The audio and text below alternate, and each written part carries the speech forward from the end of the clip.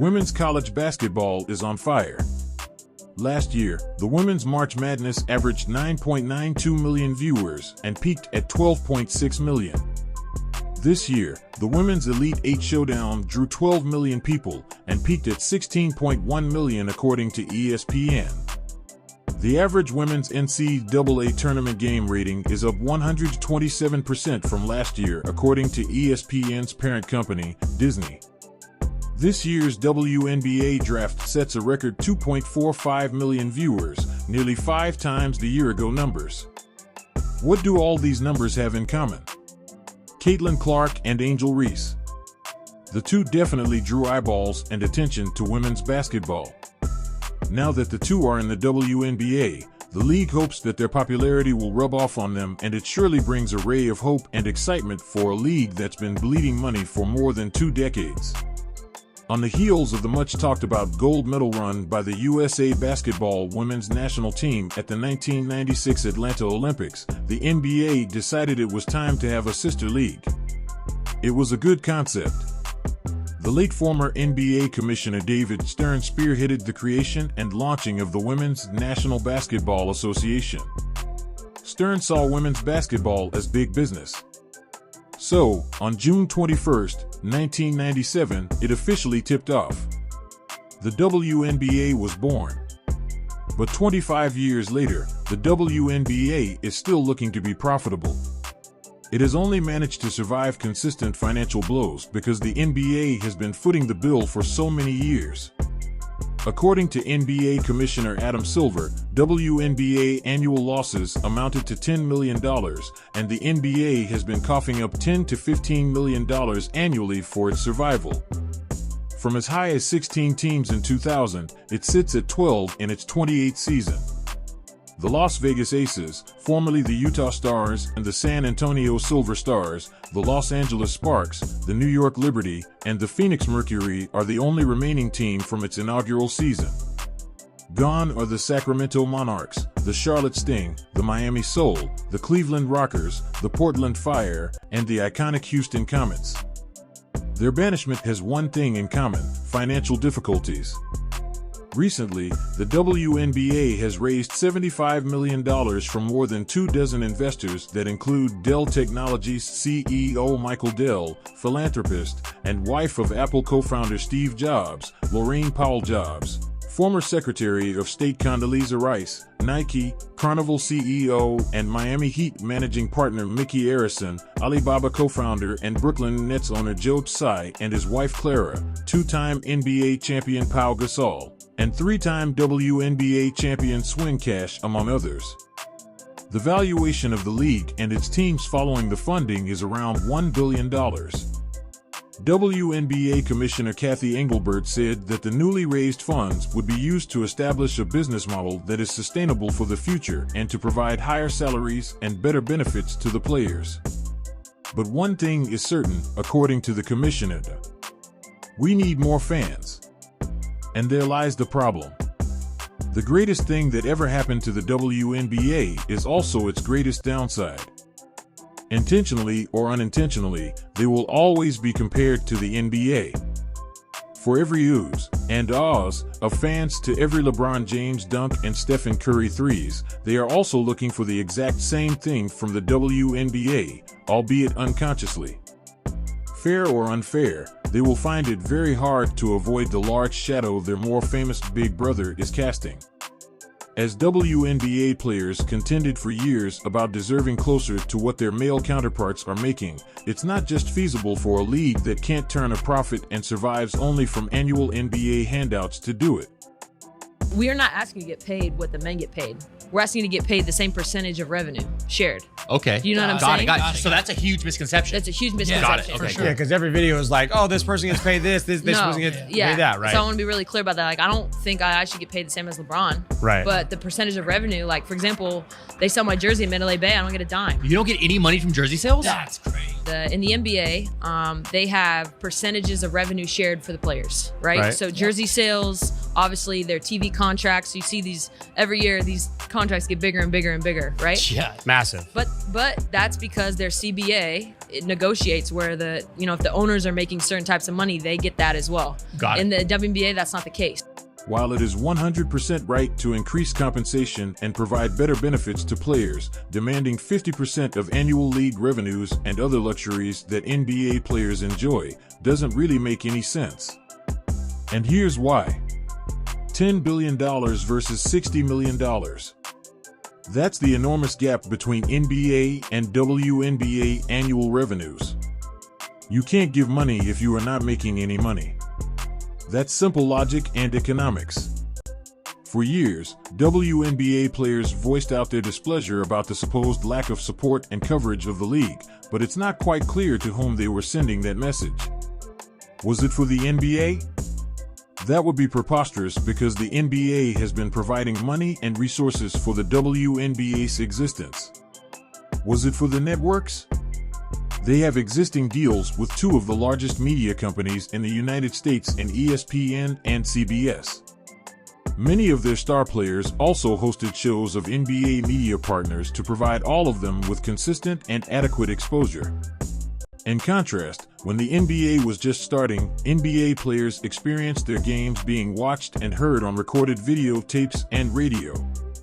They didn't have any share of league revenues. They didn't experience having the support of a multi-billion-dollar money machine from the get-go like what the WNBA had upon its inception. It seems that WNBA players want what NBA players spent decades building. Doctors usually say that if you want to diagnose the root of a patient's health problem, you press it where it hurts. For the WNBA, it's not about lacking support or any discrimination against women basketball players. It's just consumers are not buying it. And adding insult to injury, women are supporting it less than men in general. Silver hammered on this during a 2018 appearance on ESPN's Get Up.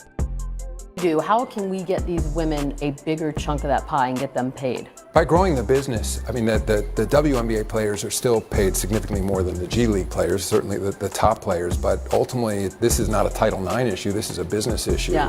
and we still have a number of teams losing money. I mean, I appreciate the support of ESPN, they've been great with the WNBA. Lisa Border is a relatively new commissioner, she's doing a wonderful job, but we haven't figured out a winning formula, to be quite honest. I mean, we have a lot of empty seats in our buildings. The ratings have been decent on ESPN. It's been harder to get people to come to the games. It may be because the games are in the summer. One of the things we're talking about, do we need to shift to the so-called more natural basketball season, sort of in the fall and winter? That may be part of the issue. I'm particularly frustrated that we've been unable to get young women, girls, to attend those games. It's interesting, women's basketball is largely supported just in terms of demographics by older men for whatever reason who like fundamental basketball. And it's something I've talked a lot to the players about, and including Rebecca when she was a player, she was active in the union and now on television. It's that we're not connecting with almost the same demographic that our players are. I'm always saying our players are roughly, let's say, 21 to 34 in that age range. I'm saying, why do you think it is that we're not getting your peers to want to watch women's basketball? What makes matters worse is that many woke feminist groups and women's rights advocates make it seem like the pay gap between NBA and WNBA players is a gender issue. It is not. It is a business issue. Period. Everyone involved must stop treating the WNBA as a movement and start doing the necessary work to improve the overall product. It's not sexist to say that fans watch the NBA more than the WNBA because the former is more exciting and entertaining than the latter. It's just the truth. The problem is, when given suggestions from time to time about how to improve the overall entertainment value of the league, WNBA players have the habit of shutting down those suggestions and kind of took it immediately as a sort of insult to their ability to play the game. I got a question, and this is not a shot at women in basketball. Well, good, because you're going to be Listen, I had this talk. I think me and Rebecca Lobo had this talk during the Hall of Fame, and I was talking about doing something that gets, not your average fans, people that don't watch WNBA basketball. What can we do to get those fans to tune in? And I was like, why can't we lower the goal to at least 9.5 feet? Because I think for somebody that don't watch WNBA basketball, to have women dunking on other women would definitely bring more excitement to that game, and have, you know, those guys that don't watch WNBA basketball tune in, and you get more fans that way. What do you think about that? We're only playing basketball to dunk? Like, I'm not sure. No, you playing to... Like, you just want to see me dunk on somebody? Like, I don't know. The skill level is off the charts in women's basketball. Right. But I think as far as bringing the entertainment... Yeah, I understand that for sure. That element, I think, you know, you gain more fans. Does this attitude and statement reek of pride and entitlement on the WNBA players' part? Sure it does. They are so interconnected that sometimes WNBA players have mistaken that the WNBA is equal to the NBA business and talent-wise. They are not. The WNBA has a long way to go. In reality, some sports translate better than others for men and women. And consumers don't care about gender. They only care about and will choose the superior product. That's why McGrady's suggestion was valid. It was not about diminishing women basketball players' ability to play the game. It's about entertainment. It's about making people come to games and watch them on TV. The NBA took off globally when Michael Jordan started dunking from the free throw line and consistently won championships year after year. Like it or not, it's just how the world works. WNBA players are the best women basketball players in the world, and they have their share of iconic figures in their very young history, past and present.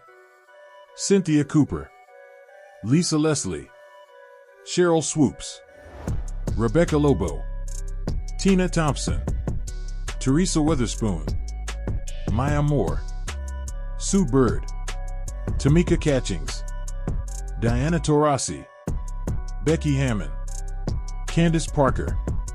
They've already made their mark even on the casual fan. But none of them were able to elevate the league to the level that it needs to go to. No matter how good they were on the court, it wasn't enough to make people buy in. Look at the WNBA. They have been playing in front of 300 to 400 people a night for a quarter of a century. Because there's still something lacking. Or someone who can elevate the league to new heights that it has never gone before. Are Clark and Reese the answers that the WNBA has been looking for? Are they the WNBA's version of Larry Bird and Magic Johnson that revitalized the league during its lowest moments? Can any of them be the Michael Jordan of the WNBA that will finally put the league over the top and reach its full potential? It's too early to tell. But judging by the people's reception of the two, especially Clark, who is already showing tremendous impact on league business upon being drafted, it seems that the WNBA will finally get its long-awaited break.